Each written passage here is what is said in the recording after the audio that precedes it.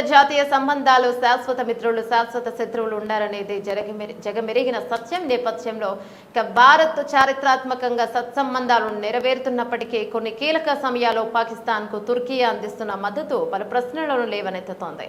ముఖ్యంగా ఉగ్రవాదాన్ని ప్రేరేపిస్తూ భారత్కు వ్యతిరేకంగా కార్యకలాపాలు సాగిస్తున్న పాకిస్తాన్కు తుర్కీ ఎందుకు అండగా నిలుస్తోందనేది ఆసక్తికరమైన అంశం. దీని వెనుక అనేక చారిత్రాత్మక సైద్ధాంతిక వ్యూహాత్మక భౌగోళిక రాజకీయ కారణాలున్నాయి.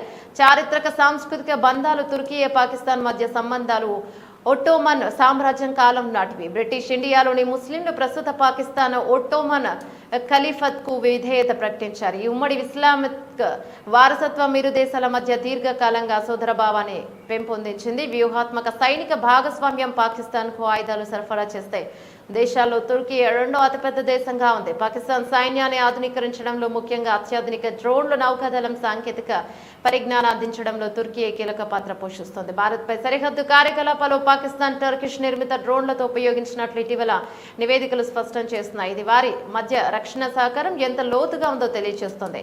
రాయబార సైద్ధాంతిక ఏకాభిప్రాయం అధ్యక్షుడు సెరెప్ తయ్యిప్ ఎర్డోగాన్ నేతృత్వంలో తుర్కీ కీలక అంతర్జాతీయ సమస్యలపై ముఖ్యంగా కశ్మీర్ వివాదంపై పాకిస్తాన్ వాదనకు స్థిరంగా మద్దతిస్తోంది.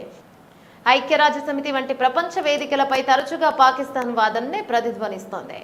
ఇస్లామోఫోబియాను ఎదుర్కోవడం, అంతర్జాతీయంగా ముస్లింల ఐక్యతను ప్రోత్సహించడం వంటి అంశాల్లో కూడా ఇరు దేశాలు సహకరించుకుంటున్నాయి. భౌగోళిక రాజకీయ అంచనాలు, గల్ఫ్ అరబ్ శక్తులు ముఖ్యంగా సౌదీ అరేబియా యుఏఈలతో ఉన్న పోటీ కారణంగా కూడా తుర్కీ పాకిస్తాన్ జగడవుతుంది.